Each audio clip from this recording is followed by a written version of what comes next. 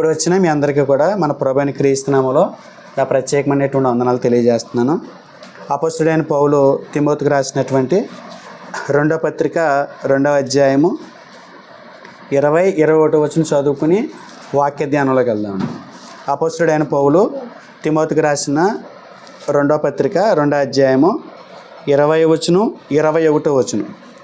గొప్ప ఇంటిలో వెండి పాత్రలను బంగారు పాత్రలను మాత్రమే గాక కర్రవియు మంటివియు కూడా ఉండును. వాటిలో కొన్ని ఘనతకును కొన్ని ఘనహీనతకును వినియోగింపబడును. ఎవడైనను వీటిలో చేరక తను తాను పవిత్రపరచుకొని ఎడల వాడు పరిశుద్ధపరచబడి యజమానుడు వాడుకొనుటకు అర్హమైన ప్రతి సత్కార్యమునకు సిద్ధపరచబడి ఘనత నిమిత్తమే పాత్రయే ఉండును. అంటే ఈరోజు మనం ఈ యొక్క గృహ కూడికలో మనం ధ్యానించబోతున్నటువంటి ధ్యానాంశం ఏంటంటే దేవుడు వాడుకును అర్హమైన పాత్ర. దేవుడు వాడుకును అర్హమైన పాత్ర.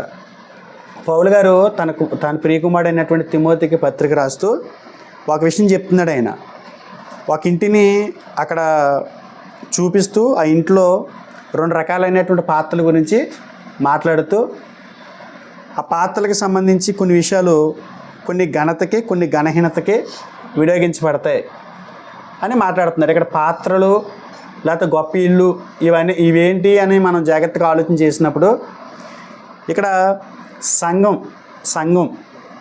సంఘంలో సభ్యులు దానికి సంబంధించి పౌలు గారు కొన్ని విషయాలు మాట్లాడుతున్నాడు.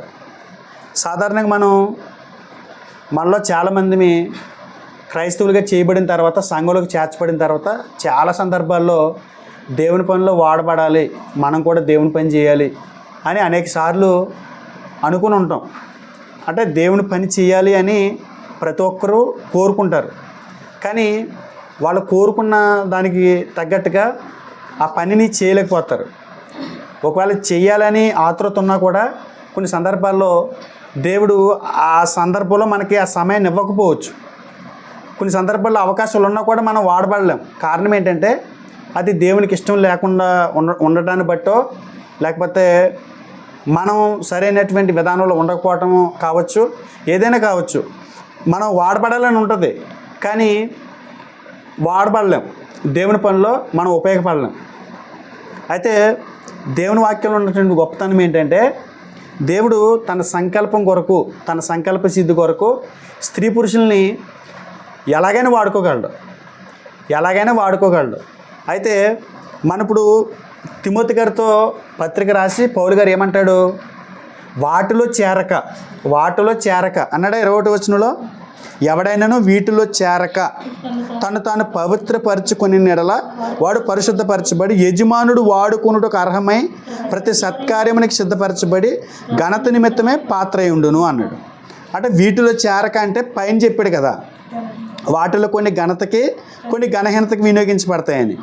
రెండోది ఘనహీనతకి అని చెప్పాడు చూసారా? ఆ ఘనహీనతకు సంబంధించినటువంటి పాత్రలు మీరు చేరకుండా మిమ్మల్ని మీరు పవిత్రపరచుకొని మీరు దేవుడు యేసుక్రీస్తు వారి ద్వారా ఇచ్చినటువంటి పరిశుద్ధతను మీరు కాపాడుకుంటూ మీరు ముందుకు కొనసాగితే, ప్రతి సత్కార్యం చేయడానికి మీరు సిద్ధపడితే కనుక మీరు ఘనత నిమిత్తమే దేవుడు వాడుకునే పాత్ర అయి ఉంటారు అని పౌలు గారు ఈ పత్రిక ద్వారా తెలియజేస్తున్నారు. కాబట్టి దేవుడు ఆయన పనిలో మనల్ని వాడుకోవాలని అంటే వాడుకోవటానికి అర్హమైనటువంటి పాత్రగా మనం సరి చేసుకోవాలి. అర్హమైన పాత్రగా మనల్ని మనం దేవుడికి అప్పగించుకోవాలి. అప్పుడే మన ద్వారా పని చేయగలుగుతాడు ఆయన.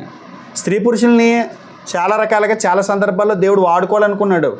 కానీ కొంతమంది వారి యొక్క ప్రత్యేకత లేకపోవటాన్ని బట్టి వారు వాటిలో అంటే వేట్లయితే చేరద్దన్నాడో వాటిలో చేరిపోవటాన్ని బట్టి చాలామంది దేవుని పనికి అర్హమైనటువంటి పాత్రలుగా ఉండకుండా దూరం అయిపోతున్నారు. కాబట్టి ఈరోజు ఒక వ్యక్తిలో నుంచి కొన్ని విషయాలు మీతో చెప్పే ప్రయత్నం చేస్తాను. దేవుడు అద్భుతంగా వాడుకున్నటువంటి అర్హమైనటువంటి పాత్ర. ఆయన పేరు మనకి 2 సందర్భాల్లో కనపడుతుంది. ఆయన బైబిల్లో పత్రికలు రాయలేదు. బైబిల్లో యేసుక్రీస్తు వారి శిష్యులతో పాటు 12 మంది అపోస్తలులుగా అతడు ఉన్నటువంటి వ్యక్తి కాడు. ఆయన సాధారణమైన వ్యక్తే. కానీ దేవుడు అద్భుతంగా పౌలుగా ఈ వ్యక్తిని నేను ఇప్పుడు ఎవరైతే చెప్తున్నానో ఆ వ్యక్తిని అర్హమైనటువంటి పాత్రగా వాడుకున్నాడు. మనకి బైబిల్లో కొత్త నిబంధనలో 27 పుస్తకాలు కనపడతాయి. 27 పుస్తకాల్లో 4 సువార్తలు మనం పక్కన పెడితే ఇంకా 23 పుస్తకాలు మనకి పత్రికలు, అపోస్తల కార్యాలు, ప్రకటన గ్రంథం కనపడుతుంది. ఇందులో ఎక్కువ శాతం పుస్తకాలు రాసింది అపోస్తలుడైనటువంటి పౌలు గారు. అపోస్తలుడైన పౌలు గారు 13 పుస్తకాలు, ఇంచుమించు 14 పుస్తకాలు అంటారు. ఒక పుస్తకం అటు ఇటుగా ఎవరు రాశారన్నది సరైనటువంటి అవగాహన లేదు. దాన్ని తీసేస్తే 13 పుస్తకాలు మనకి బైబిల్లో కొత్త నిబంధనలు కనపడతాయి. ఈ 13 పత్రికలు, 13 పుస్తకాలు రాసింది పౌలు గారు. అలాంటి పౌలు గారిని మార్చినటువంటి ఒక వ్యక్తిని మీకు చూపిస్తాను బైబిల్లో. అతని దేవుడు ఎంత అద్భుతంగా వాడుకున్నాడో మనం చూస్తే ఆశ్చర్యం వేస్తుంది. మనకి ఆ వ్యక్తి కనపడ్డు. ఆ వ్యక్తి మారి స్వార్థను ప్రకటించి పత్రికలు రాసినటువంటి పౌలు గారు కనపడతాడు.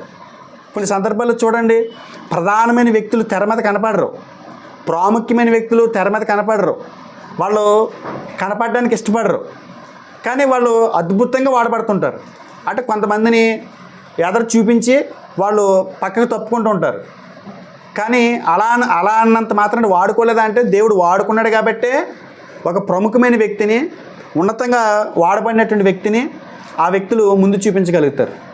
ఇలా 13 పత్రికలు రాసాడంటే ఎవరు రాసినట్టు? అది ఆ క్రెడిట్ ఎవరికి వస్తుంది? పౌలు గారికి వస్తుందా? పౌలు గారిని ప్రోత్సహించి ముందుకు నడిపించినటువంటి ఇప్పుడు నేను చెప్పే వ్యక్తికి వస్తుందా? ఈ వ్యక్తికి వస్తుంది. పౌలు గారు లాంటి వాడిని నిలబెట్టుకుని పౌలు గారిని ఆ స్థితిలోకి ప్రోత్సహించి ముందుకి నడిపించినటువంటి వ్యక్తికే ఆ క్రెడిట్ అంత వస్తుంది. అలాగే కొంతమంది పైకి కనబడకపోయినా వారిని దేవుడు అద్భుతంగా వాడుకుంటాడు. ఆ వ్యక్తి ఎవరు అని అంటే 2 సందర్భాల్లో నేను కనపడతాడు. అపోస్తల కార్యములు 9వ అధ్యాయము 10 నుంచి 17 వరకు మీరు చూస్తే అక్కడ అననీయ అనేటువంటి ఒక వ్యక్తి మనకు కనిపిస్తాడండి. అననీయ. అపోస్తల కార్యములు 9వ అధ్యాయము 10 నుంచి 17 వరకు రాసుకోండి. తర్వాత 22వ అధ్యాయంలో మరొకసారి మనకు కనపడతాడండి. 22వ అధ్యాయము 12 నుండి 16 వరకు పౌలు గారు సాక్ష్యం చెబుతూ ఆ సాక్ష్యంలో ఈయన పేరుని ప్రస్తావన చేస్తాడు. అయితే వాస్తవానికి ఆయన కనపడింది డైరెక్ట్గా ఆయన తన పనిని చూపించింది ఒకసారి మాత్రమే కనపడుతుంది. మరొక సందర్భంలో ఆయన చేసిన పనికి సంబంధించి ఆయన పేరు ఉచ్చారణ మనకు కనపడుతుంది. అయితే మనం దేవుడు వాడుకున్న అర్హమైనటువంటి పాత్ర అని ఒక అంశం పెట్టుకున్నాం మనం. ఆ అర్హమైనటువంటి పాత్ర ఎవరు అని అంటే అననీయ. ఆ అననీయ గురించి అతని జీవితంలో నుంచి ఇవాళ దేవుడు వాడుకోవాలి మమ్మల్ని అని ఎవరైతే సహోదరులు ఆశపడతారో వాళ్ళకి అతడు ప్రతీకగా కనపడతాడండి. అంటే నువ్వు వాడబడాలంటే కనుక ఖచ్చితంగా ఎలా ఉండాలి? అననీయ లాంటి లక్షణాలు నువ్వు కలిగి ఉంటే, అననీయ లాంటి అర్హత కలిగినటువంటి స్థితిలో నువ్వు ఉంటే, అలాంటి అర్హత కలిగినటువంటి లక్షణాలు నువ్వు కలిగి ఉంటే ఖచ్చితంగా దేవుడు అననీయాన్ని వాడుకున్నట్లుగానే మీలో ఎవరైతే వాడబడాలి దేవుని పనులు అనుకుంటున్నారో వారిని కూడా అలా వాడుకుంటాడు. అంటే అననీయ ఎవరికి ప్రతీకగా ఉన్నాడు? దేవుని పనిలో వాడబడాలని ఆశ కలిగి ఎవరైతే ముందుకు వస్తారో వారికి ప్రతీకగా అననీయ మనకు కనిపిస్తాడు. అయితే సౌలు గారు పౌలు కాకమునుపు సౌలు గారు మనకు తెలుసు ఆయన స్థితి ఏంటో. అలాంటి వ్యక్తిని సంపూర్ణమైనటువంటి ఆశీర్వాదంలోనికి యేసుక్రీస్తు వారి యొక్క పాదాల దగ్గరికి నడిపించినటువంటి ఘనత ఎవరికైనా దక్కుతుంది అని అంటే అననీయకే దక్కుతుంది. ఒకసారి అక్కడికి వెళ్దామండి. ఒక్కొక్క పాయింట్ మనం ఆలోచన చేస్తే 9వ అధ్యాయము 1 నుండి మీరు ఇంటికి వెళ్ళిన తర్వాత చూడండి, 1 నుండి 18 వరకు 1 నుండి 18 వరకు ఈ వృత్తాంతం మనకు కనపడుతుంది. ఈ వ్యాసంలో అననీయని దేవుడు ఎంత అద్భుతంగా వాడుకున్నాడో మనకి ఈ వ్యాసంలో అర్థమవుతుంది. ఇంటికి వెళ్ళిన తర్వాత చదవండి ఒకసారి. చూద్దాం. మొట్టమొదటిగా దేవుడు వాడుకునే వ్యక్తి క్రీస్తు శరీరంలో సభ్యుడే ఉండాలి. దేవుడు వాడుకునే వ్యక్తి ఏమై ఉండాలి? క్రీస్తు శరీరంలో సభ్యుడే ఉండాలి. ఒకసారి ఆ వచనం చూద్దాం. అపోస్తల కార్యములు 9వ అధ్యాయము 4వ వచనం చూడండి. అప్పుడు అతడు నేల మీద పడి సౌలా నీవేళ నన్ను హింసించుచున్నావని తనతో ఒక స్వర్మ పలుకుట వినెను. ఈ సందర్భం మీకు తెలుసా? సౌలు యేసుక్రీస్తు వారి మార్గాన్ని ఆపేయటానికి ఆయన పై అధికారుల దగ్గర ఒక జీవో పాస్ చేయించి ఆ సువార్తను ఆపేయాలి, యేసుక్రీస్తు వారి మార్గాన్ని ఆపేయాలి అని చెప్పేసి చాలా కసితోటి యోధ మతం మీద ఉన్నటువంటి ఆ ఆసక్తితోటి బయలుదేరుతాడండి. బయలుదేరుతున్నప్పుడు ఆ మార్గ మధ్యంలో యేసుప్రభు వారు ఆ దర్శనంలో కనపడి ఒక అకస్మాత్తుగా ఆకాశంలో ఒక వెలుగు వచ్చి సౌలు గారి మీద పడటంతోనే సౌలు గారు ఆ వెలుగుకి అంటే విపరీతమైనటువంటి ఆ కాంతికి తట్టుకోలేక కింద పడిపోయి ప్రశ్నిస్తున్నటువంటి సందర్భం ఇది. ఆ మార్గ మధ్యలో దమస్కు మార్గంలో పడిపోయి పౌలు గారు ఎవరిని ప్రశ్నిస్తున్నాడు? యేసుక్రీస్తు వారిని ప్రశ్నిస్తున్నాడు. ఏమని? పడిపోయిన తర్వాత ప్రశ్నిస్తున్నాడు. యేసుక్రీస్తు వారు పడిపోయినప్పుడు యేసుక్రీస్తు వారి మాటలకి ఈయన ప్రశ్నించాడు. ఓకే, అయితే యేసుక్రీస్తు వారిని అడుగుతున్నాడు. నువ్వు ఎవరైనా అడిగినప్పుడు యేసుప్రభు వారి సమాధానం చూడండి. నీవు హింసించుచున్న యేసుని అని ఒక స్వరం పలకి అన్నాడంట ఆయన. ఒక విషయం, యేసుప్రభు వారు ఎక్కడున్నారు? అప్పటికి యేసుప్రభు వారు ఎక్కడున్నారు? పరలోకంలోనే కదా ఉన్నారు. పరలోకంలోనే కదా ఆయన తండ్రి కుడిపార్శ్వన కూర్చుని ఉన్నారు. మరి సౌలు గారు ఎవరిని హింసిస్తున్నాడని చెప్తున్నాడు? నన్ను హింసిస్తున్నావు, నువ్వు నన్ను బాధ పెడుతున్నావు అంటున్నాడు. అంటే యేసుప్రభు వారిని హింసించడం అంటే అంటే ఈయన ఎవరిని ఇబ్బంది పెడుతున్నాడు? సంఘాన్ని, సంఘంలో సభ్యుల్ని ఇబ్బంది పెడుతున్నాడు. అంటే సంఘంలో సభ్యుల్ని ఎవరినైనా ముట్టుకుంటే, సంఘంలో సభ్యుల్ని ఎవరినైనా టచ్ చేస్తే యేసుప్రభు వారు ఎలా భావిస్తున్నారు? ఆయన ముట్టుకున్నట్టుగా భావిస్తున్నారు. అంటే సంఘం ఆయన శరీరం అండి. ఒకసారి ఎఫెసీయులకు రాసిన పత్రిక మొదటి అధ్యాయము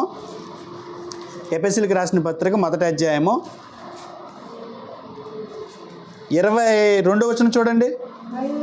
22 పైలైన కూడా చూడమ్మా. ఎంతో హెచ్చుగా పరలోకమందు ఆయనను తన కుడిపార్శ్వమున కూర్చుండబెట్టుకున్నాను. మరి సమస్తమును ఆయన పాదముల క్రింద ఉంచి సమస్తము పైన ఆయన సంఘమునకు శిరస్సుగా నియమించెను. ఆ సంఘము ఆయన శరీరము. ఆ సంఘం ఏంటంట? ఆయన శరీరం అంట. ఆయన శరీరము సంఘం అయితే శరీరంలో అవయవాలు ఎవరు? సంఘంలో సభ్యులు. అంటే సభ్యులు ముట్టుకుంటే ఎవరిని ముట్టుకున్నట్టుగా భావిస్తున్నారు? యేసుప్రభు వారు ఆయన్నే ముట్టుకున్నట్టుగా భావిస్తున్నాడు. అంటే తార్సువాడైనటువంటి సౌలు గారితో యేసుప్రభు వారు ఒక విషయాన్ని స్పష్టంగా చెప్పారు. ఏంటంటే, నా సభ్యుల్ని ఎవరిని ముట్టుకున్నా నన్ను ముట్టుకున్నట్టే అన్నారు. అంటే ఇప్పుడు అర్థం ఏంటి? అంటే సంఘంలో ఉంటే ఆయన శరీరంలో అవయవాలు. అర్థమవుతుందండి? ఆయన శరీరంలో అవయవాలు. అంటే ఆయన శరీరంలో అవయవాలుగా ఉన్నవారినే దేవుడు ఏం చేస్తాడు? వాడుకుంటాడు. ఇప్పుడు అననీయని ఎందుకు వాడుకున్నాడు? సభ్యుడిగా ఉన్నాడు కాబట్టి. సంఘంలో సభ్యుడిగా లేకుండా దేవుడు ఆ పనిలో వాడుకోడండి. కొరింథీయులకు రాసిన మొదటి పత్రిక 12వ అధ్యాయము. కొరింథీయులకు రాసిన మొదటి పత్రిక 12వ అధ్యాయము 13వ వచనం చూడండి. 12:13 ఏలయనగా ఎలాగనగా యూదులమైనను గ్రీసు దేశస్థులమైనను దాసులమైనను స్వతంత్రులమైనను మనమందరము ఒక్క శరీరములోనికి ఒక ఆత్మ యందు బాప్తిసం పొందితిమి. మనమందరం ఒక్క ఆత్మను పానము చేసిన వారమైతిమి. శరీరం ఒక్కటే, అవయవముగా ఉండక అనేకమైన అవయవములుగా ఉన్నది. అంటే యేసుప్రభు వారు చెప్పిన విషయాన్ని పౌలు గారు మరలా కొరింథీయులకు పత్రిక రాసినప్పుడు ఆ ప్రస్తావన చేస్తున్నాడు. అంటే ఒక వ్యక్తిని మనం ఎవరినైనా టచ్ చేసామనుకోండి, యేసుప్రభు వారి అవయవాన్ని టచ్ చేసినట్టుగా ఉంది. అంటే క్రీస్తు శరీరంలో అవయవాలుగా ఉన్నటువంటి వ్యక్తుల్ని ఆయన పనిలో వాడుకుంటాడండి. అర్థమైందా? అంటే ఒక వ్యక్తిని దేవుడు వాడుకోవాలంటే ఆ వ్యక్తి ఏమై ఉండాలి? క్రీస్తు శరీరంలో సభ్యుడై ఉండాలి. అంటే దేవుడు మనకి రక్షణ ఇచ్చిన తర్వాత ఆ రక్షణ పొందిన వ్యక్తి సంఘంలోకి చేర్చబడ్డాడు అని అంటే నార్మల్గా బాప్తీసం తీసేసుకుని సంఘంలోకి చేర్చబడిపోతున్నారు. ఆ రకంగా చేరేవారిని సంఘంలో సభ్యులుగా లెక్కించట్లేదు ఆయన. ఎవరు సంఘంలో సభ్యులుగా ఉండగలరు అని అంటే మారు మనసు అనుభవం ఉండాలి. నూతన జన్మానుభూతి ఉండాలి. నూతనంగా జన్మించినటువంటి వ్యక్తి అనుభూతులు ఎలా ఉంటాయో అలాంటి అనుభూతులు ఉండాలి. అంటే రక్షణ సిలువ వేయబడినటువంటి అనుభవాలు మనకు ఉండాలి. మన శరీరాన్ని సిలువ వేసుకునేటువంటి అనుభవాలు మనకు ఉండాలి. అలాంటి అనుభవాలు ఎవరికైతే ఉంటాయో వాళ్ళు మాత్రమే సంఘంలో సభ్యులు. ఎందుకంటే యేసుప్రభు వారు సిలువ వేయబడ్డారు. ఆయన శరీరాన్ని ఎక్కడ కూడా ఆయన శరీరానికి లోబడినట్టు కానీ, శరీర ఆశలకు లోబడినట్టు కానీ, శరీరం చెప్పినట్టు విన్నట్టుగానే మనకు కనపడదు. ఆయన శరీరాన్ని ఏం చేశాడు? ఆయన సిలువకేసి కొట్టాడు. ఆయన శరీరంలో ఉన్నటువంటి అవయవాలు కూడా ఏం చేయాలి? సిలువేయబడతాయిగా. అంటే ఎవరైతే సిలువేయబడినటువంటి లక్షణాలు కలిగి ఉంటారో, ఎవరైతే మారుమనసు అనుభవం కలిగి ఉంటారో, ఎవరైతే నూతన జన్మానుభూతి కలిగి ఉంటారో వారు మాత్రమే సంఘంలో సభ్యులు. అలాంటి సభ్యులుగా ఉన్న వ్యక్తులను మాత్రమే దేవుడు ఏం చేస్తాడు? పాత్రగా వాడుకుంటాడు. రెండోది ఏంటంటే 9వ అధ్యాయం 10వ వచనం చూడండి. దమస్కులో అననీయాను ఒక శిష్యుడు ఉండాను. ఇక్కడ ఒక విషయం మీరు గమనించండి. దేవుడు వాడుకునే వ్యక్తి గొప్ప వ్యక్తి కానక్కర్లా. ప్రభు వాడుకునే వ్యక్తి గొప్పవాడు కానక్కర్లా. ఏమని చెప్పబడ్డది ఇక్కడ? దమస్కులో అననీయాను ఒక శిష్యుడు ఉండేను అన్నాడు. శిష్యుడు ఉన్నాడంట. ఇక్కడ అపోస్తులని చెప్పబడలా, గొప్ప ప్రవక్త అని చెప్పబడలా. ఎవరిగా చెప్పబడ్డాడు? ఈయన శిష్యుడిగా చెప్పబడ్డాడు, సాధారణమైన వ్యక్తిగా చెప్పబడ్డాడు. అంటే దేవుడు వాడుకునే వ్యక్తి, చాలామంది అనుకుంటారు దేవుడు వాడుకునే వ్యక్తి పెద్ద హై రిచ్లో ఉండాలేమో అనుకుంటారు, చాలా గొప్పడై ఉండాలేమో, ఇంగ్లీష్ రావాలేమో, ఇంగ్లీష్ ముక్కలు 4 ముక్కలు మాట్లాడాలేమో అనుకుంటారు. కానీ దేవుడు వాడుకునే వ్యక్తి సాధారణమైన వ్యక్తి అయినా ఆయనకి చాలు. ఎందుకంటే మనం చూసాం పాత నిబంధనలో ఆయన పేరు నయమాను. రాజులు 2వ గ్రంథము 5వ అధ్యాయము 2వ వచనం చూడండి. సిరియనులు గుంపు గుంపులుగా బయలుదేరి ఇశ్రాయేల్ దేశం మీదకి పోయి ఉండిరి. వారు అచ్చటి నుండి ఒక చిన్నదాన్ని చెరగొని తేగా అది నయమాను భార్యకు పరిచారం చేయిచుండెను. కాబట్టి నయమాని భార్యకి ఏం చేస్తున్నామే? ఆ పాప పరిచారం చేయిచుండాను. అది షోమ్రోనులో ఉన్న ప్రవక్త దగ్గర నా ఏలినవాడు ఉండవాలని నేను ఎంత కోరుచున్నాను. అతడు నా ఏలినవానికి కలిగిన కుష్ఠరోగమును బాగు చేయనని తన యజమానురాలతో అనెను. చూడండి, ఆ బిడ్డ కలిగి ఉన్న కోరిక చూసారా? తన యజమానుడు ఎక్కడ ఉండాలని కోరుకుంటుంది? షోమ్రోనులో ఉన్నటువంటి ప్రవక్త దగ్గర ఉండాలని కోరుకుంటుందంట. ఈ అమ్మాయికి ఏం క్వాంటిటీస్ ఉన్నాయి? క్వాలిఫికేషన్ ఏంటి అమ్మాయిది? ఒక ప్రవక్తనియా, లేకపోతే ఒక పెద్ద చదువుకున్న వ్యక్తా, లేకపోతే పెద్ద అనుభవం ఉన్నటువంటి వ్యక్తా? ఎవరేమే? చిన్న, అంటే ఇంట్లో పనిచేసే ఒక చిన్న పాప. ఎక్కడో యుద్ధంలో ఎత్తుకొచ్చినటువంటి వ్యక్తిని పనిలో పెట్టుకుని ఉపయోగించుకుంటున్నారు వాళ్ళు. ఉపయోగించుకుంటున్నటువంటి ఆ బిడ్డ ఏం చేసింది? నయమాన్ని షోమ్రోనులో ఉన్నటువంటి ప్రవక్త దగ్గరికి నడిపించింది. ఇంకొక విషయం మీరు గుర్తుపెట్టుకోండి, ఆమె ఏలీషా చేసిన అద్భుతం తన యజమానుడు పొందుకోవాలని కాదు ఆమె ఉద్దేశం. దానికంటే ముందు ఆమె ఉద్దేశం ఏంటంటే నిజదేవుని తెలుసుకోవాలి. నయమాని ఎవరిని తెలుసుకోవాలి? నిజదేవుని తెలుసుకోవాలి.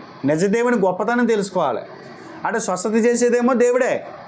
అంటే స్వస్థత జరిగిపోయిన తర్వాత వచ్చేస్తాడని కాదు. స్వస్థత జరిగితే ఆ నయమాని ఏం చేస్తాడు? ఎవరు ఈ కార్యం చేసిందని వస్తుంది. అవునా కదా? ఈ చిన్నది నిజంగా చిన్నదాన్ని మనం చూసినప్పుడు మనకు కూడా ఆశ పట్టాలి. ఏం పట్టాలి? ఏమని? అంటే మనం వాడబడాలి అంటే ఖచ్చితంగా దేవుడు వాడుకునే అర్హమైన పాత్రగా మనం ఉండాలి. అర్హమైన పాత్రగా ఉండాలనుకున్నప్పుడు చాలా సందర్భాల్లో మీరు వాక్యం పంచుకోండి అన్నాం అనుకోండి, మీరు మాట్లాడండి అన్నాం అనుకోండి, చాలామంది అనుకునేది ఏంటంటే నేను మాట్లాడగలగటానికి ఆ స్థాయి అన్నది నేను ప్రభు దృష్టికి ఎన్నిక చేయబడిన వాడినైనా. రాజుగా అభిషేకించడానికి పిలవమంటే ఎస్ఐ గారి పిల్లలు 7 వచ్చారు. 7 వచ్చేసిన తర్వాత సరే అంటున్నాడు. మరి కడసారి వాడు ఉన్నాడు కదా, మరి ఆడినందుకు పిలవలేదు అన్నాడు. అంటే ఈయన దృష్టికి ఎవరు కనపడుతున్నారు? ఆ 7 కనపడుతున్నారు. 7 ఎలా ఉన్నారు? మంచి పికప్ మంది, మంచి హైట్ పర్సన్స్, మంచి యుద్ధంలో ప్రావీణ్యత కలిగినటువంటి వ్యక్తులుగా, మంచి బాడీ కనపడుతుంది. ఈ వ్యక్తి అయితే సరిపోతాడు అనుకున్నారు సమూయేలు గారు. కానీ అక్కడ జరిగింది ఏంటి? ఇంకొక ఆయన ఉన్నాడు, కడసారి వాడు ఉన్నాడు, ఆయన పిల్ల అంటాడు. అంటే దేవుడు హృదయాలు లెక్క పెడతాడు, మనుషులు పై రూపాన్ని లెక్క పెడితే. అర్థమవుతుందా?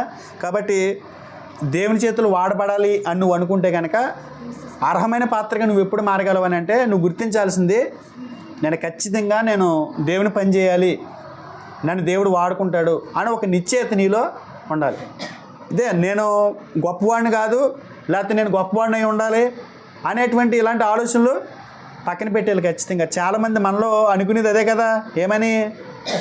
మనం మాట్లాడగలమండి, మనం చెప్పగలమేంటండి, మన వాయిస్ నచ్చుతుంది ఏంటండి, నేను స్టేజ్ ఎక్కిన తర్వాత నా బాడీ అంతది ఏంటండి, నేను పుట్టుకుంటానండి, లేకపోతే నేను సన్నగా ఉంటానండి. చాలామంది ఇలా అనుకునే వెనక్కి వెళ్ళిపోతున్నారు. కానీ దేవుడు వాడుకునే అర్హమైనటువంటి పాత్ర ఎలా ఉంటుందని అంటే, ఏ స్థితిలో ఉందో ఆ స్థితిలోనే వస్తే దేవుడు వాడుకుంటాడనమాట. అర్థమవుతుందండి? దేవుడు వాడుకునేటువంటి అర్హమైన పాత్ర. అక్కడ మీరు గమనించండి, ఒక విషయాన్ని గమనించండి. ఒక శిష్యుడని రాయబడింది అంతే. అననీయ అని ఒక శిష్యుడని రాయబడింది అంతే.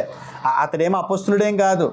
అపోస్తులుడిగా పిలువబడి 13 పుస్తకాలు రాయటానికి కారకుడైనటువంటి సౌలు గారిని పౌలుగా మార్చి తన జీవితాన్ని దేవుని కొరకు దేవుని పాదాల దగ్గర నిలబెట్టింది ఎవరు ఇంతకనే? అననీయ. ఆయన అపోస్తులుడు, ఈయన శిష్యుడు. మీకు అర్థమవుతుందా? మనం ఏ స్థితిలో ఉన్నాం ఆ స్థితిలో దేవుని వాడుకోమని అడగాలి. అది అర్హమైనటువంటి పాత్ర. మనం ఏదో దానికి ఏం చేస్తుంటాం దానికి ఒక పాత్ర వాడుకోవాలనుకోండి, దానికి అన్ని పతుకుల చేస్తూ ఉంటాం కదా. ఒకసారి ఒక ఉదాహరణ చూపిస్తాను చూడండి. అపోస్తల కార్యములు 7వ అధ్యాయము 21 చూద్దాం. ఆ కాలమందు మోషే పుట్టెను. అతడు దివ్య సుందరుడై తన తండ్రి అంటే 3 నెలలు పెంచబడెను. తర్వాత అతడు బయట పారవేయబడినప్పుడు ఫరో కుమార్తె అతనిని తీసుకొని తన కుమారునిగా పెంచుకొనెను. మోషే ఐగుప్తీయుల సకల విద్యలను అభ్యసించి మాటల యందును కార్యముల యందును ప్రవీణుడై ఉండెను. ఎలా మారిపోయాడంటండి? ఐగుప్తీయుల సకల విద్యలు అభ్యసించేసాడంటండి. ఐగుప్తులో PhD PG మొత్తం అన్ని కలిపొడేసాడు. అంటే ఐగుప్తులో ఇది మిగిలిపోయింది అని చదివేది లేదు, అన్నీ చదివేశాడండి. ఎవరు? మోషే. పైగా అతను ఏంటనుకుంటున్నారు? మాటల యందు కార్యముల యందు అంటే మాటగారితనం, వాక్చాతుర్యం. మోటివేషనల్ స్పీకర్స్ అని వస్తున్నారు చూసారా? మోటివేషనల్ అంటే అవతలని మెసేజ్ ఇస్తే వీళ్ళ వైపుకి తిప్పేసుకోవటం, వీళ్ళు చెప్పింది చేయించేయగలగటం. మాటలందు కూడా ప్రావీణ్యత ఉందంట. ఎవరికి? మోషేకి. కిందకి చదవండి. కార్యములందు ప్రవీణుడై ఉండెను. అతనికి 40 ఏండ్లు నిండ వచ్చినప్పుడు ఇశ్రాయేలీయులైన తన సహోదరులను చూడవాలని బుద్ధి పుట్టాను. అప్పుడు వారిలో ఒకడు అన్యాయమును అనుభవించుట అతడు చూసి వానిని రక్షించి బాధింపబడిన వాని పక్షమున ఐగుప్తుని చంపి ప్రతీకారం చేశాను. తన ద్వారా తన సహోదరులకు దేవుడు రక్షణ దయచేయుచున్న సంగతి వారు గ్రహింతురని అతడు తలంచెను, గాని వారు గ్రహింపరేరి. చూడండి, అక్కడ ఇజ్రాయెల్ ప్రజలు ఒక అతను బాధించబడుతున్నాడు. ఎవరి ద్వారా? ఐగుప్తుల ద్వారా. మోషే గారు ఏం చేసాడు? వెళ్ళి కర్రతో కొట్టి చంపేశాడు. ఈయనకి ఆల్రెడీ వీళ్ళు నా ప్రజలు, వీళ్ళ కోసమే నేను దేవుడు నిర్ణయించుకున్నాడు. నాకు చదువచ్చు, ఐగుప్తు సకల విద్యలు వచ్చు, మాటకర్తనం వచ్చు, నా చేతులు పెద్ద కర్ర ఉంది, కోట్టేనంటే అవతల పడి సత్తాడు, నేను ఏదైనా చేయగలను అనుకుని వెళ్ళి అటాక్ చేశాడు. అటాక్ చేయగానే కొంతమంది చూశారు, ఇజ్రాయేలీలు చూశారు. ఇజ్రాయేలీలు చూశారు. చూసినప్పుడు వాళ్ళు చూసినప్పుడు అనుకున్నాడంటే ఏమని? మమ్మల్ని విడిపించడానికి ఇతన్ని ఎంపిక చేసుకున్నట్టున్నాడు దేవుడు అని అనుకుంటారని అక్కడ యాక్ట్ చేశాడంట. కానీ అలా గ్రహించుకోలేదంట. ఎవరు ఇతను అనుకున్నారంట. ఇంతకు ఐగుప్తుడు చూశాడు. ఐగుప్తుని కొట్టి చంపేయటం ఇంకొక ఐగుప్తుడు చూశాడు. చూసినప్పుడు ఏం చేశాడు? పరుగు చెప్పలేదండి, ఇంకా చెప్పేత్తడానికి భయపడిపోయి మిద్యాను అరణ్యానికి పారిపోయాడు. అంటే ఇప్పుడు దేవుడు తన విద్యని కానీ, తన మాటల ప్రావీణ్యత కానీ, తన కార్యముల ప్రావీణ్యత కానీ దేవుడు వాడుకోవడానికి ఇష్టపడ్డాడు. చూడండి, ఇష్టపడడానికి అసలు ఇష్టపడలేదు ఆయన. దేవుడు ఇష్టపడలా. అలాంటి క్వాంటిటీస్ ఆయనకి అవసరంలా. నువ్వు ఏ స్థితిలో ఉన్నావు ఆ స్థితిలో వస్తే నేను వాడుకుంటాను అంటున్నాడు ఆయన. ఇప్పుడు ఎక్కడ తీసుకెళ్ళాడు? మిద్యాను అరణ్యంలోకి తీసుకెళ్ళిపోయాడు. అక్కడ నేర్పించాడు పాఠాలు. అక్కడేముంటాయి టీచర్లు? అక్కడ ఏమైనా లెక్చరర్లు ఉంటారా? లేకపోతే అక్కడ పెద్ద పెద్ద కాలేజీలు ఉంటాయి? ఏముంటాయి? అది చాలు. దేవుడు వాడుకునే అర్హమైనటువంటి పాత్రకి అది చాలు. అర్థమవుతుందండి? అర్హమైన పాత్రకి అది చాలు. ఇంగ్లీష్లో 4 ముక్కలు మాట్లాడడం, సూటు బూట్ వేసుకుని పెద్ద స్టైలిష్గా ఏదో గొప్పగా కనపడిపోవటం దేవుడు వాడుకుంటాడు అనుకోకండి. అర్హమైనటువంటి పాత్రకి ఏం కావాలో చెప్పాడు ఆయన. కొరింథీయులకు రాసిన మొదటి పత్రిక 1వ అధ్యాయము, కొరింథీయులకు రాసిన మొదటి పత్రిక 1వ అధ్యాయము 26 నుండి 28 వరకు చూడండి. సహోదరులారా, మిమ్మల్ని పిలిచిన పిలుపు చూడుడి. మీలో లోకరీతిని జ్ఞానులైనను గనులైనను గొప్ప వంశం వారైనను అనేకులని పిలవబడలేదు. కానీ ఎవరిని పిల్లదంటండి? ఈ లోకరీతిని జ్ఞానులు కానీ గనులు కానీ గొప్ప వంశవారిని కానీ అనేకులు పిలవబడలేదంటండి. ఏ శరీరియు దేవుని ఎదుట అతిశయింపకుండానట్లు జ్ఞానులు సిగ్గుపరచడానికి లోకంలో నుండి వెర్రివారిని దేవుడు ఏర్పరచుకున్నాడంట. బలవంతులైన వారిని సిగ్గుపరచడానికి లోకంలో బలహీనమైన వారిని దేవుడు ఏర్పరచుకున్నాడంట. ఎన్నికైన వారిని వ్యర్థం చేయటకు లోకంలో నీచులేని వారిని, తృణీకరింపబడిన వారిని, ఎన్నిక లేని వారిని దేవుడు ఏర్పరచుకుని ఉన్నాడంటండి. ఎవరిని ఏర్పరచుకున్నాడు? లోకమైతే ఎవరిని ఎన్నిక చేసుకుంటారండి? వాళ్ళ ఉద్యోగాలు పెట్టుకోవడానికి, వాళ్ళ వ్యాపారాల్లో పెట్టుకోవడానికి, వాళ్ళ ఆఫీసులో పెట్టుకోవడానికి ఎవరిని ఎన్నుకుంటారు? వాళ్ళకి ఆపోజిట్ ఉన్న వాళ్ళందరినీ ఈయన ఎట్టుకున్నాడు. అర్థమవుతుందా? అంటే దేవుడు వాడుకునే అర్హమైనటువంటి పాత్ర ఏ స్థితిలో ఉన్నా కూడా దేవుడు వాడుకుంటాడు అని నువ్వు విశ్వసిస్తే దేవుడు ఖచ్చితంగా వాడుకుంటాడు.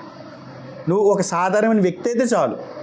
తర్వాత దేవుడు వాడుకునేటువంటి ఆ వ్యక్తికి ఉండాల్సినటువంటి మరొక లక్షణం ఏంటంటే అపోస్తుల కార్యములు 22వ అధ్యాయము 12వ వచనం చూడండి. అంతటా ధర్మశాస్త్రం చొప్పున భక్తి పరుడును అక్కడ కాపురమున్న యూదులందరి చేత మంచి పేరు పొందినవాడనైన అననీయాను ఒకడు నా యొద్దకు వచ్చి నిలిచి అంటే సాక్ష్యం చెప్తున్నాడు. అంటే సాక్ష్యం చెప్తున్నాడు. ఎవరు? పౌలు గారు సాక్ష్యం చెప్తూ నేను ఎలా మారు మనసు పొందాను, ఎవరు నన్ను దేవుని దగ్గర యేసుప్రభు వారి పాదాల దగ్గరికి నడిపించాడు అనే విషయాన్ని గురించి మాట్లాడుతూ, ఆ మధ్యలో అననీయ గురించి మాట్లాడుతూ, అననీయ గురించి ఏమని చెప్తున్నాడు? అననీయ ఎవరంటండి? భక్తి పరుడు, యూదుల వలన మంచి పేరు పొందినవాడు. దేవుడు వాడుకునే అర్హమైనటువంటి పాత్రకి, దేవుడు ఉపయోగించుకునేటువంటి పాత్ర భక్తిపరుడే ఉండాలి. అస్సలు భక్తి లేకుండా లోకంలో బతుకుతూ దేవుడు నన్ను వాడేసుకుంటాడో, దేవుడు నన్ను వాడుకుంటలేదేంటి, దేవుడు వాడుకుంటాడని నేను ఎదురు చూస్తున్నాను అని అంటుంటారు కొంతమంది. అసలు భక్తి లేకుండా దేవుడు ఎలా వాడుకుంటాడు? అపొస్తలుడైన పౌలుని, అదే సౌలుగా ఉన్నప్పుడు ఆ సౌలుని పౌలుగా మార్చే స్థితి, యేసుక్రీస్తు వారి పాదాల దగ్గరికి సంపూర్ణమైన ఆశీర్వాదానికి అవసరమైనటువంటి వ్యక్తిగా మార్చినటువంటి ఈ అననీయ ఏ స్థితిలో ఉన్నాడు అప్పటికి? భక్తిపరుడు, యూదులందరి వలన. అసలు యూదులు ఎవరిని కూడా మంచోళ్ళు అనరు వాళ్ళు. ఎందుకంటే వాళ్ళు పెద్ద నిష్ఠాగరిష్ఠులు, మాకంటే గొప్ప వాళ్ళు ఎవరు లేరు అనుకుంటారు. అలాంటి వాళ్ళ దగ్గరే ఏం పొందుకున్నాడు? మంచి పేరు సంపాదించుకున్నాడు. అతని జీవితం వివాదరహితం అంట. అతడి ప్రవర్తన నిందారహితం. అతని జీవితంలో వివాదాలు లేవు, అతని ప్రవర్తన నిందలు లేవు. ఇలా ఉంటే ఖచ్చితంగా వాడుకుంటాడు దేవుడు. మనం నిందలో పెట్టుకుని మన ప్రవర్తన సరిగా లేకుండా వివాదాలతో ఉంటే దేవుడు ఎలా వాడుకుంటాడు చెప్పండి? వాడుకుంటాడా? మన అందరిలో మనం ఉంటున్నాం అనుకోండి, ప్రతి గొడవలో మనం ఉంటున్నాం అనుకోండి, ప్రతి వివాదంలో మనం ఉంటున్నాం అనుకోండి, రేపొద్దున్న ఆ వ్యక్తి వచ్చి వాడబడుతున్నాడు అనుకోండి, ఇక్కడ ఎలా ఉంటుంది? కొంతమందిని చూస్తున్నాను, చాలామంది పాస్టర్లు సేవ చేస్తూనే సెటిల్మెంట్కి వెళ్తూ ఉంటారు. సేవ చేస్తూనే వడ్డీలకి ఇచ్చి వాళ్ళతోటి గొడవలు ఆడుతుంటారు. నువ్వు డబ్బులు కట్టలేదేంటి, వాళ్ళు సీటు కట్టలేదేంటి అని అక్కడికి వెళ్ళి గొడవ ఆడుతుంటాడు. అంటే వివాదాలు ఇలాంటి కార్యక్రమాలు పెట్టుకుంటే, లోక సంబంధమైనటువంటి పనులు చేసుకుంటూ ఇలాంటి కార్యక్రమాలు చేస్తే సాక్ష్యాన్ని పోగొట్టుకుంటే దేవుడేమి ఆయన పనిలో వాడుకోడు. ఆయనకి ఎవరు కావాలి? దేవుడు ఉపయోగించుకునే వ్యక్తి అలాంటి వాడే ఉండాలి. నిందారహితుడే ఉండాలి, వివాదరహితుడే ఉండాలి, అంటే భక్తిపరుడే ఉండాలి. ఏమై ఉండాలి? భక్తిపరుడే ఉండాలి. అతని గురించి సాక్ష్యం ఇస్తూ ఆయన ఏమంటున్నాడు? ఆయనలో అసత్యం కానీ నిజాయితీలేమి కానీ పౌలు గారికి కనపడలేదంట. ఎవరు చెప్పారండి సాక్ష్యం? ఎప్పుడు? మారిన తర్వాత చెప్పాడండి. అంటే ఇతను మారిన తర్వాత చెప్పాడని మనం అనుకుంటున్నాం. అసలు ఇతను మారటానికి కారకుడు ఎవరు? అననీయ. అంటే సౌలు గారు అలా పడిపోయి ఉన్నప్పుడు అననీయ వచ్చి చెప్పినప్పుడు వింటాడా? మామూలు వ్యక్తి వచ్చి చెప్తే సౌలు గారు వింటాడండి? అననీయ కాకుండా వేరే వ్యక్తి ఎవరైనా వెళ్ళి ఇలాంటి సాక్షి లేని వ్యక్తులు చెప్తే వింటాడా? ఆ వ్యక్తి వచ్చి చెప్పినప్పుడు ఎందుకన్నాడు? ఈయనకి అనుభవం ఉంది, ఆయన యూదులందరి వల్ల మంచి పేరు పొందినాడు, మంచి సాక్ష్యం అందుతుంది అంటే అలాంటి వ్యక్తి మనం 4 మాటలు చెప్పేటప్పటికి అవతలకి మారుతాడు. మీకు అర్థమవుతుందా? ఉదాహరణకు ఒక మాట చెప్తాను మీకు. ఇప్పుడు ఒక వాటర్ బాటిల్ ఉందండి, ఒక ₹20 వాటర్ బాటిల్ ఉంది. ఆ వాటర్ బాటిల్ సీలేసేసి ఉంది, కిన్లీ వాటర్ బాటిల్ అది. ఆ వాటర్ బాటిల్ అట్టుకొచ్చి 20 రూపాయలకి మనం అమ్ముతున్నాం, తీసుకున్నాడు. ఆ బాటిల్ తీసేసి ఆ కిల్లి వాటర్ బాటిల్ 20 రూపాయల వాటర్ బాటిలే, అందులో మురికి వాటర్ వేయండి, మురికి వాటర్ వేయండి చూడకుండా. మీరు బిందులో వాటర్ ముంచేసి మురికి అంటే బాగా కలకలైపోయి సిరగైపోయిన వాటర్ కాదు అంటుంటా. ఇంట్లోకి వెళ్ళిపోయి ఫిల్టర్ కానీ వాటర్ బిందులు ముంచేసి అందులో పెట్టేసి అది నొక్కేసి పట్టుకెళ్ళి ఇవ్వండి, కొనుక్కుంటాడు 20 రూపాయలకి కొనుక్కుంటాడు. పైన నేబుల్ చూసి కదా బ్రాండెడ్ అని. అంటే మనిషి ఏం కోరుకుంటాడు? నేబుల్ చూస్తాడు ముందు. అలా కాకుండా ఒక డూప్లికేట్ కంపెనీ ఆ మూత తీసేసి అందులో వాటర్ వలకపోయేసి కిల్లి వాటర్ ఒరిజినల్ ఇప్పి ఆ వాటర్ ఇందులో వేసి ఈ డూప్లికేట్ బాటిల్ ఇలా మూత నొక్కి ఇది తీసుకోండి అన్న ఒకటి తీసుకుంటారా? ఎందుకని? మీకు అర్థమవుతుంది. అందు గురించి మనకి హైందూ సోదరులు శంకుతోటి తీర్థం పోస్తారు కదా, అలా తాగుతారు కదా. అందులో వాటర్ ఎప్పుడైనా చూసారు మీరు? చూసారా? ఏ వాటర్ అది? ఎందులోది తెలియదు కదా, మనకు తెలీదు. కానీ శంకులోకి వెళ్ళేవాడికి ఏమైంది అది? అంటే శంకుని బట్టి దాంట్లో వాటర్ విలువ పెరుగుతుంది కదా, అంతేనా? అలాగే దేవుడు కూడా అదే చెప్తున్నాడు. మన క్యారెక్టర్ మంచిది అనుకోండి, మన చిన్న చిన్న మాటలు చెప్పినా కూడా ఈ వాల్యుబుల్గా ఉంటాయి. అననీయ మామూలు మాటలు చెప్పుంటాడు, నాకు తెలిసి మామూలు మాటలు చెప్పుంటాడు సౌలు గారికి. కానీ పౌలు గారిలాగా మార్చేసేంత అద్భుతమైనటువంటి సందేశాన్ని అయినా ఇవ్వగలిగాడు. కారణం ఏంటంటే ప్రవర్తన. మనం మంచిగా బతికినప్పుడు చిన్న మాట కూడా గుండెలకు హత్తుకుపోద్ది. మన క్యారెక్టర్ బాగోలేదనుకోండి, నువ్వు ఎన్ని గొప్ప గొప్ప ప్రసంగాలు చేసినా, ఎన్ని గొప్ప మాటలు చెప్పినా అది అవతల వాళ్ళకి ఫలించదు. అదే చెప్తున్నాడు. దేవుడు వాడుకునే పాత్ర భక్తి కలిగిన వాడే ఉండాలని చెప్తున్నాడు. మరొక మాట చూస్తే అపొస్తలుల కార్యాలు 9వ అధ్యాయము 10వ వచనం చూడండి. దమస్కులో అననీయ అని ఒక శిష్యుడు ఉండెను. ప్రభు దర్శనమందు అననీయ అని అతన్ని పిలువగా అతడు, ప్రభువా ఇదిగో నేనున్నానెను. ఏమండి? దేవుడు వాడుకునే వ్యక్తి ఆయనకి పూర్తిగా అందుబాటులో ఉండాలి. ఏమంటున్నాడు ఇక్కడ? ఏమంటున్నాడు? అననీయ అన్నాడు. అననీయ అన్నాడు. నాకు వినపడతలేదు అనలేదు. అననీయంగానే ఇదిగో ఇదిగో నేనున్నాను. ఆ మాట చూడండి ఎంత స్పష్టంగా ఉందో. ఏంటి ఏంటి అంటారు చూడండి, మనం పిలిచినప్పుడు ఏమండే అంటే ఏంటంటే అన్నది వేరు, వినపడినట్టుగా మాట్లాడుతుంటారు కొంతమంది. అంటే ఇష్టం లేనట్టుగా పలుకుతుంటారు కొంతమంది కదా. పలకరింపుల్లో పిలిచినప్పుడు మళ్ళీ పలికేటప్పుడు ఇష్టం లేనటువంటి పలుకులు ఉంటాయి. చెప్పు ఏంటి అది ఎలా పెట్టరంటే ఏంటి చెప్పు అన్నట్టుగా ఉంటుంది. కానీ ఈయన పలుకు ఎలా ఉందో చెప్పాలి. ఆయన పిలవంగానే ఈయన ఎలా పలికాడు? ఇదిగో చిత్తం ప్రభువా అంటే ఒక దాసుడు యజమాని దగ్గర ఎలాగా స్పందిస్తాడో, చిత్తం అయ్యా చిత్తం మీరేం చెప్తారు, నేను సిద్ధంగా ఉన్నాను అని మాట్లాడతారు. చూసారా? ఆ టైపులో లేదు ఇక్కడ. కొంతమంది క్రైస్తవులు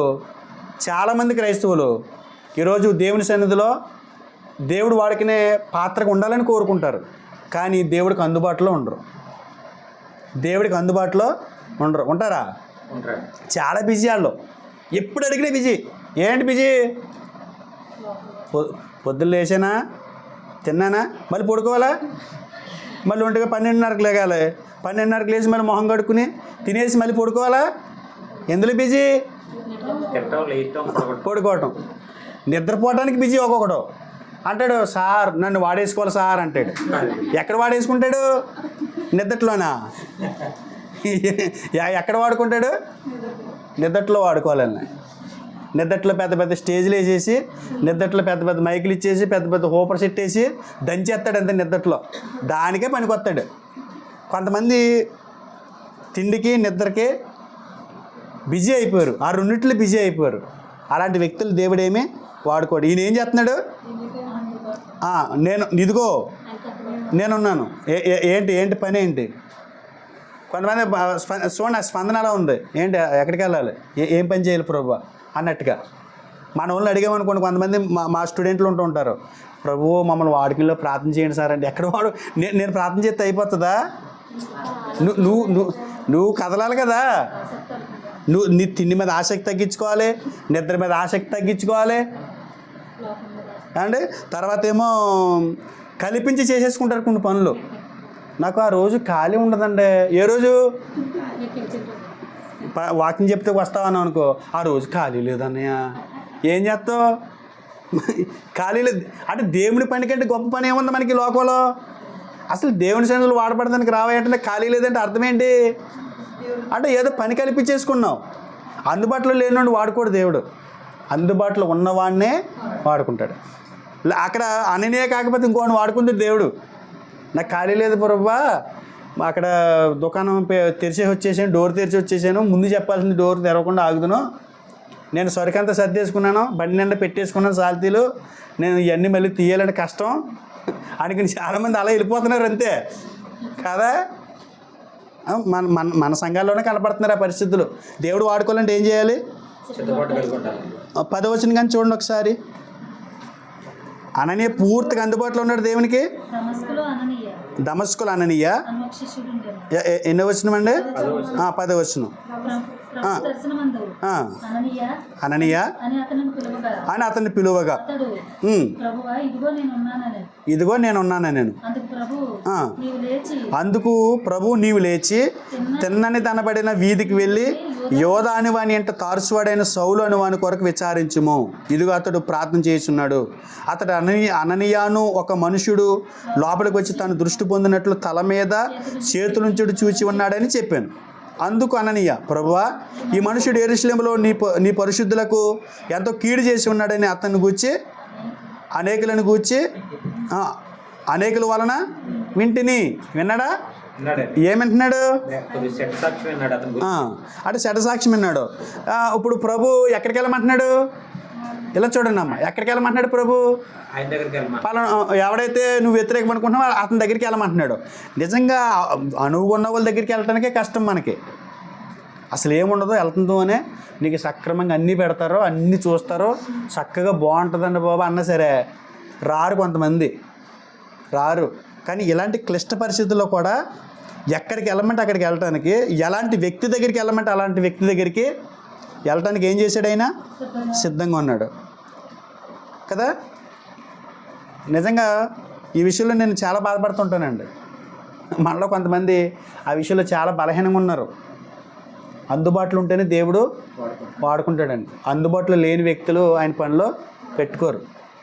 చూడండి, మీరు కూడా ఏదైనా ఒక వర్క్ ఉందనుకోండి, ఆ వర్క్కి సంబంధించి పనులు కావాలి మీకు. అన్నయ్య పని ఏమైనా చూడన్నయ్య కనపడతలేదు, పనులు ఏమి లేవా, మాకు దారిలో మూసిపోయి అంటాడు. అయితే నేను పనికి వెళ్ళినప్పుడు చెప్తాను, నాకు తగులుతూ ఉంటాయి, చెప్తాను అన్నాడు. అన్న తర్వాత రోజుని ఖాళీగా తిరుగుతున్నాడు, ఎక్కడ చూసి నీడే కనపడుతున్నాడు ఖాళీగాను. సరే ఎప్పుడు ఖాళీగా ఉంటున్నాడు తమ్ముడు అని చెప్పేసి రోజుని పనిలో పెట్టుకోవడం కోసం ఒక వ్యక్తికి ఖాళీ చేసుకుని ఆ వ్యక్తికి పని ఇప్పిందామని చెప్పాడు. తమ్ముడు ఇలా పని ఉంది వస్తావా అని. ఖాళీ లేదన్నయ్య అన్నాడు. ఇది ఎక్కడున్నాడు?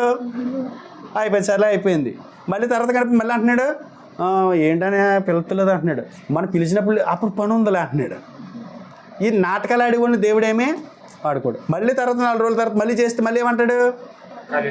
ఖాళీ లేదు అంటున్నాడు. సర్లే 5-6 సార్లు అయిపోయింది, నిజంగా ఖాళీగానే ఉన్నాడు. ఖాళీగా ఉండి కూడా ఖాళీ లేదంటున్నాడు. ఓ రోజు తగిలాడు, మళ్ళీ అడిగితే అనే నిజంగా వస్తాననే పని చెప్పంటే పని లేదురా అంటాడు. మీరు వాడుకుంటారు చెప్పండి అలాగా? పిలవరు, ఎవరు పెట్టుకోరు పనులు ఎవరు పెట్టుకోరు కదా. కాబట్టి ఇవాళ నీకు వీలుగా ఉన్నప్పుడు దేవుని పనిలో చేద్దాం, దేవుని పనిలో వాడబడదామని నువ్వు అనుకున్నప్పుడు దేవుడు వాడుకోడు. ఆయన నువ్వు ఎప్పుడైతే నా వల్ల కాదనుకుంటావో అప్పుడు వాడుకుంటాను అంటాడు. అప్పుడు రావాలి అంటే కావలసినప్పుడు రావాలి, వద్దనుకున్నప్పుడు కూడా నువ్వు అందుబాటులో ఉండాలి. దేవుడు వాడుకునే అర్హమైనటువంటి పాత్రకు ఉండే లక్షణం అది. చూడండి, క్రికెటర్లో 12 మంది ఉంటారు, జట్టుకు వచ్చి 12 మంది ఉంటారు. ఆడేది 11 మంది కదా తమ్ముడు? 11 మందేనా? 11 మంది ఆడతారు. 11 మంది ఉంటారు జట్టులో. దాంట్లో స్టాండ్ బై 12 కానీ 14 కానీ పెట్టుకుంటారు. అంటే వీళ్ళు ఎవరికైనా గాయం తగిలితే వెంటనే మళ్ళీ ఈయన తీసి పెట్టుకుంటారు. స్టాండ్ బై ఎందుకు పెడతారండి? అవసరం మీద పెడతారు. అలాగే 5-6 టూర్లు తిప్పేసి మ్యాచ్లు పెట్టుకోరు. ఇలా ఆల్రెడీ దెబ్బలు తగల వీళ్ళకి వాళ్ళు మ్యాచ్లు పెట్టుకోరు. అయినా సరే అలా చూస్తుంటారు వాళ్ళు, అవకాశం వస్తుందేమని. అలాగా ఎదురు చూసిన వాళ్ళే రాహుల్ ద్రావిడ్ గారు. ఇవాళ ఇండియా క్రికెట్ నేలేసాడు. రాహుల్ ద్రావిడ్ చాలా మ్యాచ్లు అలా ఖాళీగా కూర్చుండిపోయాడు. ఓ రోజుని అద్భుతంగా వాడుకున్నాడు ఇండియా క్రికెట్ బోర్డు. కారణం ఏంటి? డొమ్మా కొట్టేసి ప్రాక్టీస్కి వెళ్ళటం. నేను ప్రాక్టీస్ ఎందుకు, నాకెందుకు ప్రాక్టీసు, వాళ్ళ కదా 11 మంది ఆడుతున్నారు అనలేదు. ఏమో స్టాండ్ బై వాడు కూడా ప్రాక్టీస్లోకి వెళ్ళాలి, ఎందుకంటే వాళ్ళకి ఎవరైనా దెబ్బలు తగిలితే నువ్వు వెళ్ళి ఆడాలి అక్కడ. నాకెందుకు, నేను ఆడను కదా, మ్యాచ్లో ఉన్నాను కదా అనుకోకూడదు. అంటే అంటే దేవుడు వాడుకునే పాత్ర కూడా అంతే. నన్ను వాడుకుంటాడా? ఇప్పుడు పాస్ గారు సడన్గా ఎక్కడికి వెళ్ళారండి, వాడపడాలి. ఏం చేస్తావు? ముందు చెప్పాలా? సిద్ధపాటు కలిగి ఉండాలి, ఎప్పుడు ప్రిపేర్ చేసుకుని అలా రెడీగా ఉంచుకోవాలి. అర్థమవుతుందా? దేవుడు వాడుకునేటువంటి పాత్ర పూర్తిగా ఆయనకి అందుబాటులో ఉంటారు. ఆఖరి విషయం చూద్దాం. ఆఖరి విషయం అపోస్తల కార్యాలు 9:13-14. అందుకు అననీయ, ప్రభువా ఈ మనుషుడు యెరూషలేములో నీ పరిశుద్ధులకు ఎంతో కీడు చేసి ఉన్నాడని అతని గూర్చి అనేకుల వలన వింటిని. ఇక్కడను నీ నామమును బట్టి ప్రార్థన చేయి వారందరినీ బంధించుటకు అతడు ప్రధాన యాజకుల వలన అధికారం పొంది ఉన్నాడని ఉత్తరమిచ్చాను. ఈ వచనాలు మీకు ఏం కనపడుతుంది అంటే, అననీయ మాటల్లో ప్రధాన యాజకులు, నీ నామాన్ని బట్టి ప్రార్థన చేయవారు, అధికారం. అంటే అననీయకి వాక్యం పట్ల అవగాహన ఉంది. మీకు అర్థమవుతుందా? ప్రధాన యాజకుల గురించి, నీ నామాన్ని బట్టి ప్రార్థన చేయవారు అంటే ప్రభు నామాన్ని బట్టి తండ్రికి ప్రార్థన చేయాలని, ప్రధాన యాజకులు దగ్గర అధికారం తీసుకోవాలని ఎవరికి తెలుసు? అంటే ధర్మశాస్త్రం మీద, తర్వాత వాక్యం మీద అతనికి అవగాహన ఉంది. అంటే దేవుడు వాడుకునే వ్యక్తి బాగా వాక్యం ఎరిగిన వాడే ఉండాలి. వాక్యం తెలియకుండా ఎలా వాడుకుంటాడండి? కొంతమంది అంటారు, నేను అలా వెళ్ళి బలిపీఠ మీద నుంచుంటే పరకే ప్రవేశం చేసేస్తాడంట పరిశుద్ధాత్ముడు. ఈయన ఏం మాట్లాడంట. ప్రభువా అన్నాడు కదా, మొన్న ఒక వీడియో పెట్టాం, స్ట్రాటజీలు పెడతాను. ప్రభువా నేనేం మాట్లాడుతాను నాకు తెలియదు ప్రభువా, నువ్వే వాడుకో ప్రభా. ఇది నువ్వేం మాట్లాడుతావు, నీకు తెలియకపోతే నువ్వేం మాట్లాడతావు అంటే నీ నోరు తెరవేక ఇలా నుంచుంటే ఆయన మాట్లాడేస్తాడా? ఎవరు చెప్పారండి ఇది? ఎక్కడ బైబిల్లో కొన్ని వచనాలు సందర్భం కానివి తీసుకొచ్చి నేను అలా నిలబడితే పరిశుద్ధాత్ముడే మాట్లాడేస్తాడు. నువ్వేం చేస్తావు? నుంచుంటే నువ్వు మాట్లాడాలి. నేను చూపిస్తాను ఆ మాట. తిమోతికి రాసిన 2వ పత్రిక 2వ అధ్యాయము 15 వచనం చూడండి. దేవుని ఎదుట యోగ్యునిగాను. అంటే పౌలు గారు తన ప్రియకుమారుడు అయినటువంటి తిమోతితో మాట్లాడుతూ ప్రసంగం గురించి మాట్లాడుతున్నాడు. ప్రసంగం చేయాలంటే అంటే దేవుని సన్నిధిలో వాక్యాన్ని బోధించాలంటే అనే దాని మీద మాట్లాడుతున్నాడు ఆయన. ఏమని? దేవుని ఎదుట యోగ్యునిగాను, సిగ్గుపడనక్కర్లేని పనివానిగా. అంటే స్టేజ్ మీద నిలబడి వాక్యం చెప్పినప్పుడు అంటే మనం సిగ్గుపడతామని కాదు, చెప్పేసిన తర్వాత ఇప్పుడు ఒక ఆయన ఉన్నాడండి మన పాలకుల్లోనే, ఆయన వాక్యం చెప్పేస్తున్నాడు, అద్భుతంగా చేసేస్తున్నాడు ప్రసంగం. దేని మీద చేసాడు అనుకుంటున్నారు ప్రసంగం? నోహు వాడలో సంవత్సరం పాటు ఎలా బ్రతికాడు అన్నది టైటిల్. నోహు అట్లు చేశాను అన్న దాని మీద ప్రసంగం చేశాడు. నోహు అట్లు చేశాను, ఏ అట్లు చేసాడంట. అట్లు వేసుకుని ఫ్యామిలీ అంతా బతికారని చెప్పి ప్రసంగం చేసేసాడండి. నువ్వు నీ కుటుంబం కోసం నువ్వేం చేస్తున్నావు, నీ కుటుంబం కోసం నువ్వే పని చేస్తున్నావు, నువ్వు కుటుంబాన్ని నువ్వు పోషించుకోగలదు, అది తీసుకొచ్చేసి ఇది కొట్టేసాడండి. నేను చాలా మంది అనుకున్నారు ఇది కల్పించాడు ఈయన, నిజంగానే అలాగే చెప్పారనుకుంటున్నారు. నిజమండి, ఎందుకంటే ఇంత దారుణంగా ఆవిడ ఉన్నారు కదా, మరి ఆయనకి డౌట్ రావడం కారణం ఏంటి? ఇంత దారుణం కూడా ఉంటారు తెలియదు కదా, ఇక్కడ చదువుతాడు చెప్పుకెళ్ళిపోతాడు అంతే. అసలు బైబిల్ ఎంత కష్టం తెలుసా అండి? అపోస్తలుడైన పేతురు గారు అన్నాడు అసలు లేఖనాలు చాలా కష్టమని. అంటే ప్రసంగం చేయాలంటే ఖచ్చితంగా ఏముండాలి? వాక్యం పట్ల పూర్తి అవగాహన ఉండాలి కదా. అలాంటి అవగాహన లేకుండా అంటే వాక్యం తెలియనోడిని తీసుకొచ్చి నిలబెట్టేస్తే దేవుడు ఎలా వాడేసుకుంటాడు అండి? ఎలా వాడేసుకుంటాడు? దేవుడు వాడుకోవాలంటే ఏం చేయాలి? చూడండి ఒకసారి. దేవుని ఎదుట యోగ్యునిగాను, సిగ్గుపడనక్కర్లేని పనివాడు. సిగ్గుపడిపోయాడు ఆయన, చాలా సిగ్గుపడిపోయారు ఆ రోజుని. చాలామంది కూడా ప్రసంగాలు చేసేసిన తర్వాత సిగ్గుపడే పరిస్థితి వచ్చింది. కారణం ఏంటి?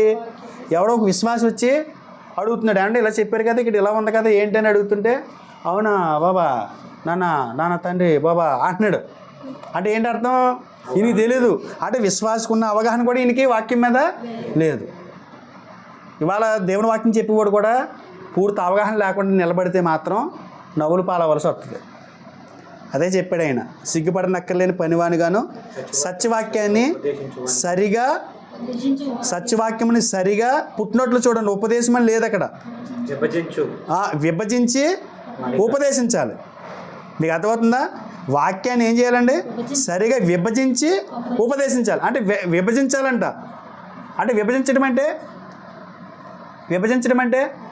అంటే బైబిల్లో ఏంటి విభజిస్తారు?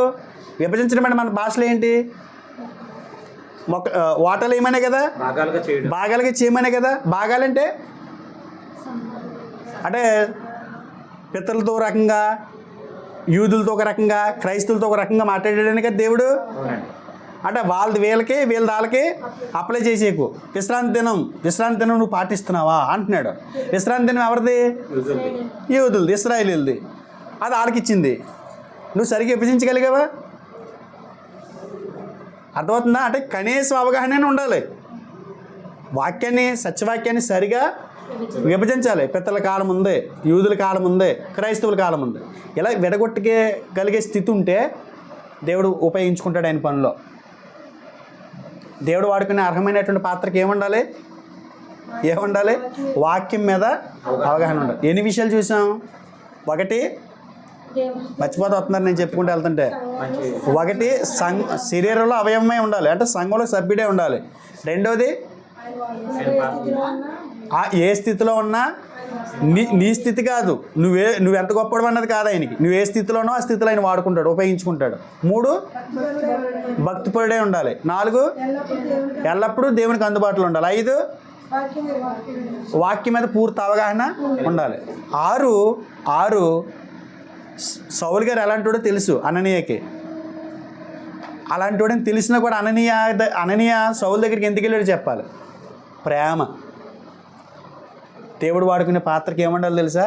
ప్రేమ ఉండాలి. ప్రేమ ఉంటే దేవుడు ఖచ్చితంగా వాడుకుంటాడు. ఆత్మల పట్ల తృష్ణ, ప్రేమ, బాధ్యత. ఒకసారి ఆ మాట చూపిస్తాను మీకు. యేసుప్రభువు అదే చెప్పారు. యోహాను సువార్త 21వ అధ్యాయము 15వ వచనం చూడండి. వాడు భోజనం చేసిన తర్వాత యేసు సీమోను పేతురుని చూసి, యోహాను కుమారుడైన సీమోను, వీరికంటే నీవు నన్ను ఎక్కువగా ప్రేమించుచున్నావా అని అడుగగా అతడు, అవును ప్రభువా, నేను నిన్ను ప్రేమించుచున్నానని నీవే ఎరుగుదువని ఆయనతో చెప్పాను. అంటే యేసుప్రభువు ఏమడిగారు పేతురు గారిని? నువ్వు నన్ను ప్రేమిస్తున్నావా అన్నాడు. దానికి పేతురు గారి సమాధానం ఏంటి? నీవు ఎరుగు కదా ప్రభువా అన్నాడు. మళ్ళీ అంటున్నాడు యేసు, అయితే నువ్వు నన్ను ప్రేమిస్తే నా గొర్రె పిల్లలను మేపుమని అతనితో చెప్పాను. మరలా ఆయన, యోహాను కుమారుడైన సీమోను, నన్ను ప్రేమించుచున్నావా అని రెండోసారి అతన్ని అడుగగా అతడు, అవును ప్రభువా, నేను నిన్ను ప్రేమించుచున్నానని నీవే ఎరుగుదువని ఆయనతో చెప్పాను. ఆయన అంటున్నాడు, అయితే నా గొర్రెలను ఖాయమని చెప్పాను. మూడోసారి ఆయన అంటున్నారు, యోహాను కుమారుడైన సీమోను, నన్ను ప్రేమించుచున్నావా అని అతన్ని అడిగాను. నన్ను ప్రేమించుచున్నావా అని మూడోసారి తను అడిగినందుకు పేతురు వ్యసనపడి, ప్రభువా, నీవు సమస్తం ఎరిగిన వాడువు, నేను ప్రేమించుచున్నానని నీవే ఎరుగుదువని ఆయనతో చెప్పాను. యేసుక్రీస్తు వారు అంటున్నారు, నా గొర్రెలను నన్ను ప్రేమిస్తే నా గొర్రెల్ని మేపు, నన్ను ప్రేమిస్తే నా గొర్రెల్ని కాయ. అంటే ఇప్పుడు యేసు వారిని ప్రేమించడం అంటే ఏంటి? మేపాలి. మేపితే సరిపోదంట. తినేసిన తర్వాత ఏం చేస్తాయంటే దళ్ళు దూకేస్తుంటాయి, ఈ కంచులు దాటేసి వెళ్ళిపోతుంటాయి బయటికి. ఎక్కడికి? తోడేళ్ళకి ఆహారం కింద. అందు గురించి ఏం చేయాలి? కాయాలి, మేపాలి. నా గొర్రెలు అన్నాడు. గొర్రెలని ఎందుకు చెప్పాడు చెప్పాలి. ఈ భూమి మీద అమాయక జీవి ఏదైనా ఉందంటే గొర్రె. అంటే నా పిల్లలు అమాయకులైన పిల్లలు, వాళ్ళకి ఏం తెలీదు. తోడేళ్ళకి ఊరకనే ఆహారం అయిపోతారు. చలికి తట్టుకోలేవు గొర్రెలు, అది హాని తలపెట్టేది కాదు. ఏదైనా దాడి చేస్తే తప్పించుకునే గుణం కూడా తన దగ్గర ఉండదు. అది వచ్చి దాడి చేస్తుంది, పీక్ తినేస్తుందని కూడా తెలియదు, అమ్మే అంటాడు తప్ప ఏం తెలియదు కదా. ఇలాంటి లక్షణాలన్నీ కోరుకుంటాయి కదా. అలాంటి లక్షణాలన్నీ చూసి ఆ ప్రేమను కనపరుచుకుంటే నేను నిన్ను వాడుకుంటాను. పేతురు అర్థమవుతుందా అన్నాడు. పేతురు గారికి అర్థమైందంటారా? మీకు అర్థమైందా? పని అర్థమైందా? దేవుడు వాడుకునే అర్హమైనటువంటి పాత్ర ప్రేమ చూపిస్తుంది. క్రీస్తు ప్రేమ ఉంటుంది వాళ్ళ దగ్గర. చాలామంది స్త్రీ పురుషులు దేవుని పనిలో వాడబడాలని ఉంది, కానీ ఈ లక్షణాలు మాత్రం పుష్కలంగా లేవు, ఉన్నాయి, అరకొరగా ఉన్నాయి. వాడబడాలంటే ఏం చేయాలి? దేవుడు మిమ్మల్ని వాడుకోవాలంటే ఏం చేయాలి? ఈ లక్షణాలన్నీ ఉండాలి. ఇవన్నీ వచ్చేదాకా మీరు ఎక్కడ కూర్చోవాలి? గ్యాలరీలోనే కూర్చోవాలి, ఫ్యాట్లు కట్టుకుని. అర్థమవుతుందండి? దేవుడి మాటలు మీ హృదయాలు ఫలింపజేయను కాక ప్రార్థన చేసుకుందాం.